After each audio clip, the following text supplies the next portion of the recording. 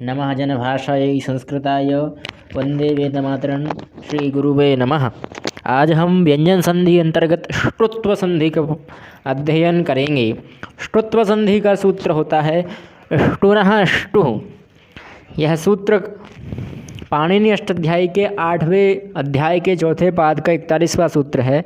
यह कहता है कि पूर्व पद के अंत में यदि सा अथवा ता वर्ग में ता था दा धा ना का कोई भी व्यंजन हो और उत्तर पद के आदि में शा अडबा अथवा टा वर्ग का कोई भी व्यंजन हो, टा वर्ग में टा ठा डा ढा णा, तो उनके स्थान पर शा और टा वर्ग हो जाता है।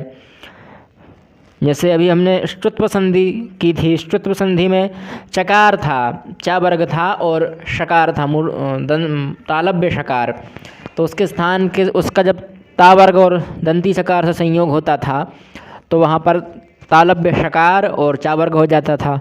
अब यहाँ तालव्य जो शकार है उसके स्थान पर मूर्धन्य शकार और चा वर्ग के स्थान पर टा वर्ग होगा। पहला उदाहरण हमारे समक्ष है रामस धन षष्ठः। तो रामस का जो सा है वह दंती सकार है, आगे मूर्धन्य शकार है, तो संधि हो जाएगी ष्टुनः ष्टु से। वह कहेगा कि सा के स्थान पर शकार आदेश हो, तो रामस षष्ठः ऐसा सूत्र बनेगा, ठीक ऐसा शब्द बनेगा। अगला उदाहरण है तत् टीका। तो तत् का जो ता है उसको टा आदेश हो जाएगा, तत् टीका ऐसा रूप बनेगा।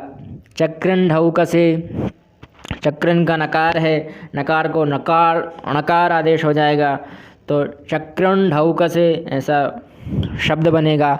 अगला उदाहरण है कृष्ण धन्नः। तो यहाँ पर भी नकार को णा आदेश हो जाएगा, पर यह उत्तर पद में हुआ है। यहाँ देखने वाली बात यह है कि उत्तर पद में भी श्रुत्व संधि हो सकती है। इस प्रकार श्रुत्व संधि उत्तर पद में हो सकती है, उसी प्रकार श्रुत्व संधि भी उत्तर पद में हो सकती है। तो यहाँ श्रुत्व संधि कृष्णः, तो कृष्णः ऐसा रूप बन जाएगा। उसके कुछ अपवाद भी हैं। अब ये इसका अपवाद सूत्र है, ना पदांता टोर नाम, यह इसका अपवाद सूत्र है। यह कहता है पदंता टवर्गात् परस्या नामः स्तोः ष्टुर्नः स्यात् षट् सन्तः षडते, अर्थात षट् सन्तः। यहाँ टा वर्ग है, तो ये सूत्र का अर्थ है कि पदांत टा वर्ग से पर नाम भिन्न शब्द के शकार और ता वर्ग के स्थान पर ष्टुत्व ना हो, यानी किसी पूर्व पद में टकार अंत में हो तो उसमें ष्टुत्व संधि नहीं होती। ये ष्टुत्व निषेध सूत्र है, उसको पूरी तरीके से रोक देता है। तो षट् सन्तः, यहाँ पर भी ष्टुत्व संधि नहीं होगी, वही रूप रहेगा षट् सन्तः षटते। अगला है टोह किम। तो टोह किम सर्पिष धनतमम। तो क्या यहाँ पर टा आएगा ता के स्थान पर? इस विषय में ये सूत्र काम करता है ना पदांता टोर नाम। यह कहता है कि टोह किम, इस प्रश्न का आशय है कि ष्टु पद की पूर्व सूत्र से अनुवृत्ति हो रही है। आप देख सकते हैं ष्टुनः ष्टुः, यह सूत्र है 8वें अध्याय के चौथे पाद का 41वां सूत्र। उसके ठीक बाद यही सूत्र है 8वें अध्याय के चौथे पाद का 42वां सूत्र, यानी वहाँ से ष्टुः शब्द की अनुवृत्ति आ रही है। इस सूत्र में भी ष्टुः शब्द आ सकता है, पर पदांत शकार को सर्वत्र जस्व डकार होने से ता वर्ग मिलेगा। इस प्रकार पदांत में शकार कभी रहेगा ही नहीं, अतः ष्टु की अनुवृत्ति से काम चल जाएगा। फिर टोह ग्रहण क्यों किया गया?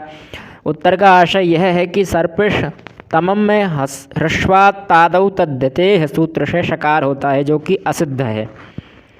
असिद्ध होने के कारण जस्व हो नहीं सकता, शकार ही रहेगा। इस स्थल में निषेध ना लगे, इसके लिए टोह ग्रहण करना आवश्यक है।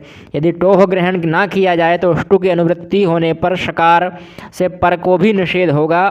तब सर्पिष्टमम, यानी टा जो गलत लिखा है सर्पिष्टमम, ये सर्पिष्टम लिखा है सर्पिष्टमम, ऐसा रूप बन सकता था, पर नहीं बनेगा क्योंकि यहाँ पर ष्टुः की अनुवृत्ति नहीं हुई। टोह शब्द लिया गया है, इसलिए ष्टु की अनुवृत्ति नहीं हुई है और यह रूप सर्पिष्टमम ऐसा नहीं बनेगा।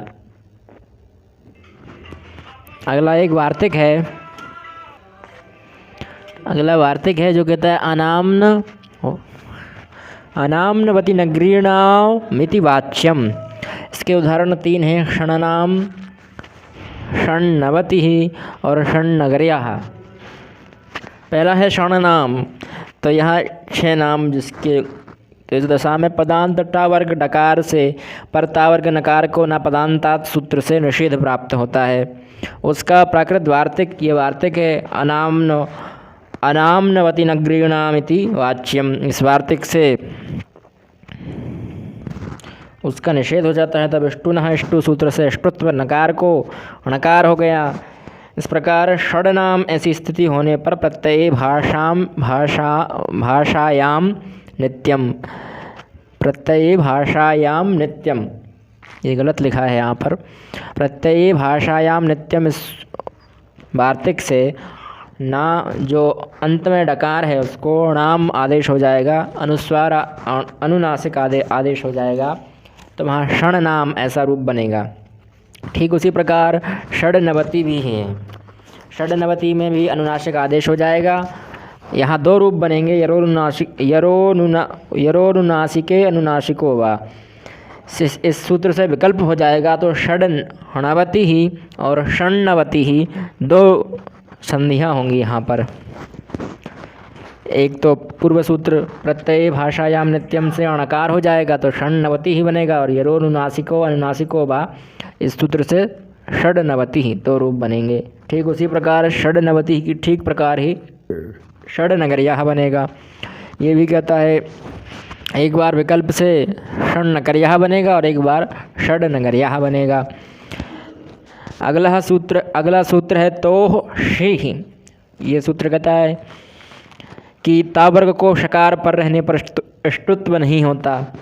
ता वर्ग से यदि परे कोई शकार है, ता वर्ग में ता, था, दा, धा, धा, ना, इसके बाद यदि उत्तर पद में शकार आए तो वहाँ पर अष्टुत्व नहीं होगा।